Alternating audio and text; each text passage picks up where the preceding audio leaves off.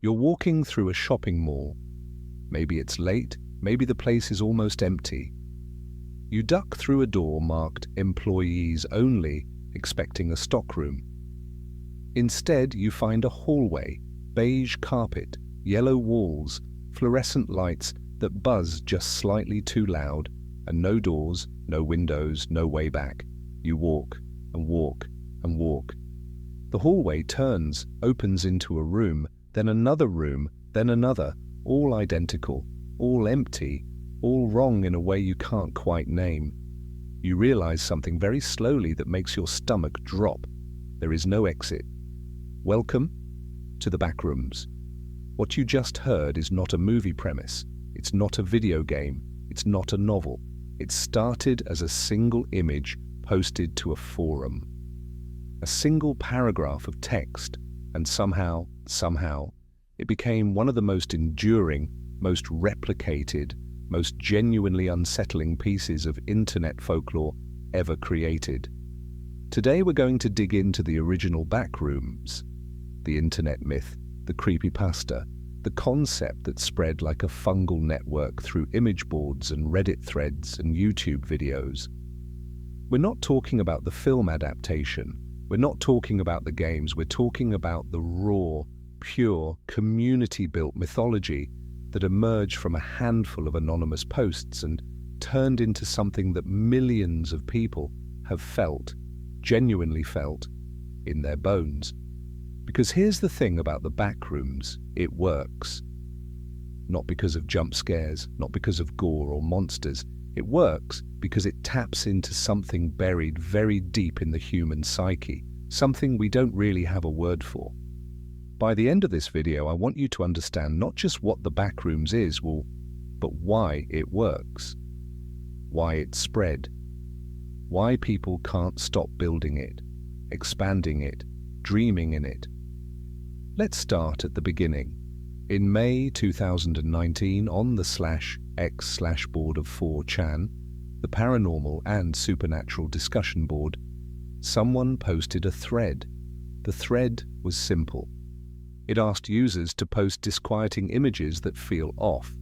Normal enough, the /x/ board had seen thousands of threads like it, but buried somewhere in the replies was a photograph, and that photograph would change things.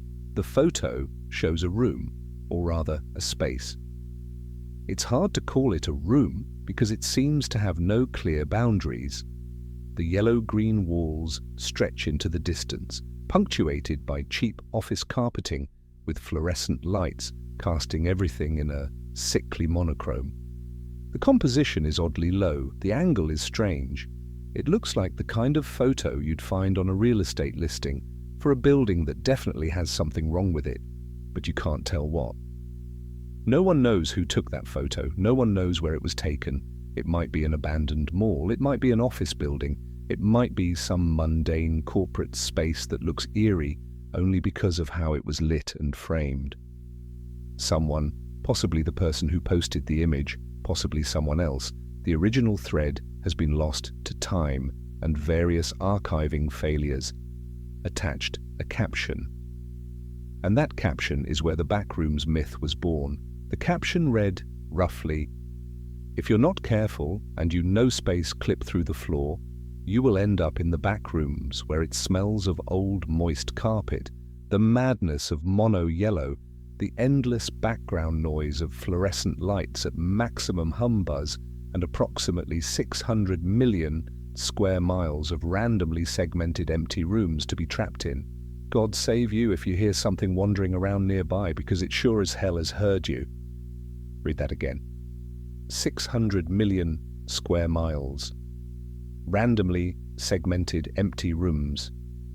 It sure as hell has heard you. In 4 sentences, roughly 80 words, an entirely new mythology was constructed, and it had everything it needed to survive. The phrase, "no clip through the floor," is the key. It's a video game term. In games like Quake or early shooters, no clipping was a cheat or glitch that let you pass through solid geometry. Walls, floors, ceilings, as if they didn't exist. You could clip out of the designed level and end up in the raw, unrendered space behind it. Developers called this out of bounds. Players called it unsettling, because what was out there was never meant to be seen. It was the skeleton of the world, the infrastructure that reality ran on but was never supposed to show you. The genius of that original caption is that it takes that feeling, that game brain understanding of what exists behind the level geometry, and applies it to real life. What if reality had a back end? What if you could glitch out of it? What would be there? The answer the Backrooms gives: those rooms, those yellow walls, that hum. The image and caption didn't explode immediately, but they percolated.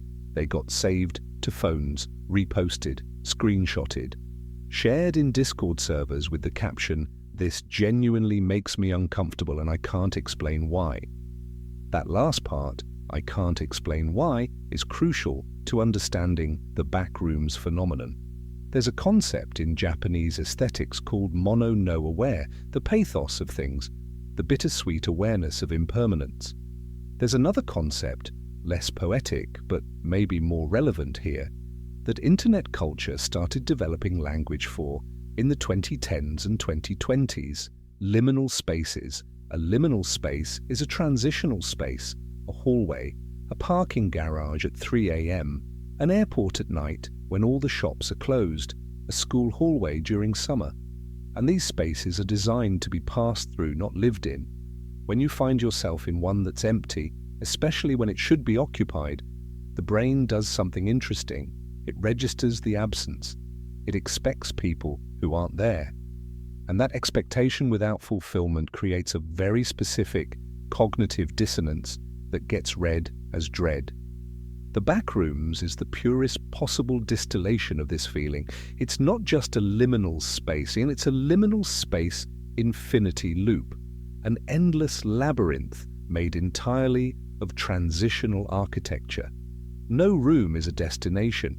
Every room is a corridor to the next room. You are always in between, and you are never going anywhere, and that anywhere is always 600 million square miles of the same. This landed exactly when it needed to.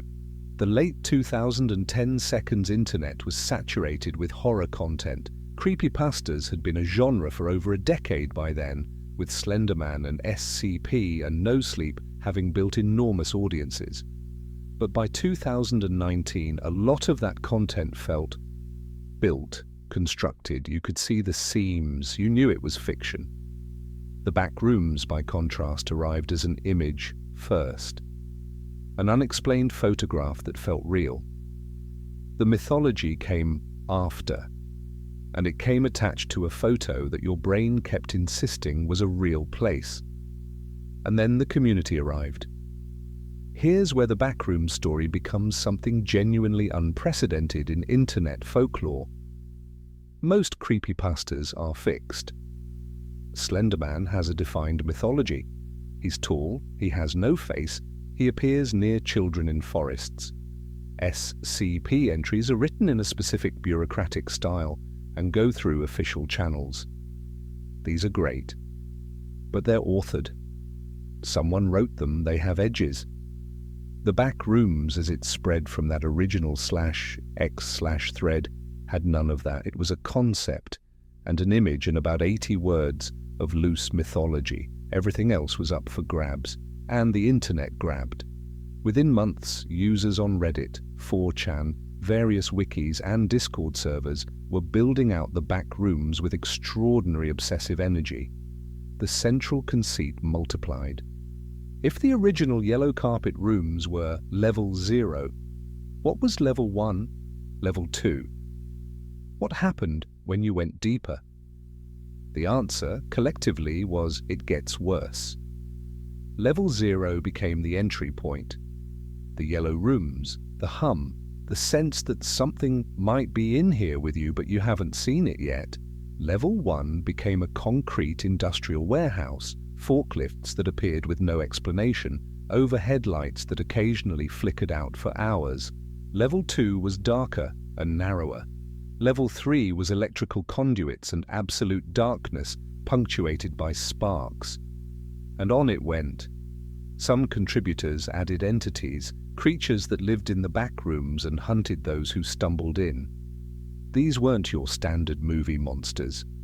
They were described with the same bureaucratic, almost clinical detachment that made SCP so effective. The hounds, the smilers, entities that were defined more by behavioral pattern than by appearance, because appearance was secondary. What mattered was the rule: if you hear something, do not let it hear you. Others built out survival guides, written in the second person, practical. Here is how to find water in the backrooms. Here is what the almond water does. Here is why you should never, under any circumstances, enter a room where the lights are off, because the smilers live in darkness and they are attracted to noise. And if you see their eyes, 2 points of light in the dark, you have perhaps 5 seconds before they reach you. The almond water detail is worth stopping on. At some point, someone added that there was a liquid in the backrooms that smelled and tasted like almond milk, that it appeared randomly in bottles and containers, and that it was safe to drink. In fact, it was the only safe thing to drink. Nobody decided this. Nobody wrote an official backrooms canon document. It just spread, got repeated, got incorporated into other people's posts and stories, and became accepted. That's oral tradition. That's how mythology actually works when it's working correctly. By 2020, there were thousands of pieces of backrooms content, wikis with hundreds of level descriptions, fan art, maps, survival stories written as first-person accounts from people who had noclipped in and found their way to communities of other survivors. The fiction had evolved to include not just hostile backrooms territory, but inhabited territory, places where survivors had settled, built rudimentary societies, traded resources, established routes through dangerous levels. The backrooms had become, in the space of about 2 years, a fully realized alternate universe, and nobody owned it. Let's talk about why this particular mythology hit so hard. The backrooms isn't scary in the way that horror movies are scary. There's no sudden shock, no gore. Even the entities, the hounds, the smilers, whatever is walking in level 1, are mostly absent from the direct experience. What the backrooms creates is something closer to existential dread than fear. Consider what the backrooms mythology actually is at its core. You are in a place that was not designed for you, that has no exit, that has no purpose, that has no meaning. This is not a dungeon built to trap you. It's not a villain's lair. It's not a test. It's infrastructure, back-end architecture, the space behind the world. And it doesn't care about you at all. That indifference is the horror. Most horror has an antagonist, something that wants to hurt you, something that selected you, something that at least acknowledges your existence. The backrooms does not acknowledge your existence. You are a bug that got into the machine. The machine isn't running a program that involves you. You are an error that nothing has gotten around to correcting yet.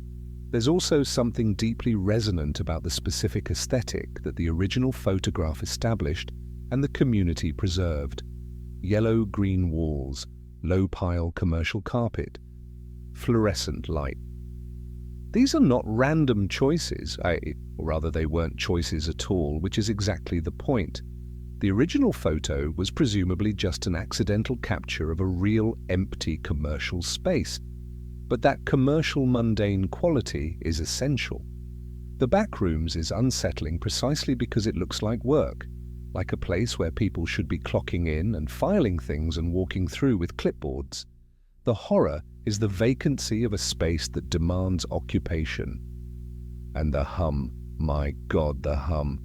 Every description of the backrooms includes the fluorescent hum. It's almost a character in itself. It's the voice of the backrooms. Mechanical, purposeless, constant. It tells you nothing. It comes from no source you can locate. It is simply there, the way the walls are there, the way the carpet is there, just environmental, inescapable. Psychoacoustic research has documented that low-frequency humming, particularly in the 60 Hz range produced by fluorescent lighting ballasts, triggers stress responses in humans at a physiological level below the threshold of conscious processing. Your body responds to the hum before your mind does. The Backrooms mythology, accidentally or not, weaponized a real neurological response. The hum isn't just atmospheric flavor text. It does something to you. There's one more layer here that I think is worth sitting with. The Backrooms emerged from a generation of people who grew up in virtual space as much as physical space. The noclip metaphor isn't incidental. It's the whole key. When you're a kid who grew up playing three-dimensional games, you develop a very specific relationship to space. You understand, intuitively, that designed environments have edges, that the forest behind the village in the RPG isn't actually a forest, it's a texture on an invisible wall. That the ocean in the open-world game isn't an ocean you could sail forever. Somewhere out there it ends. And what's past the end is nothing, or an invisible barrier, or a kill zone, or raw, unrendered void.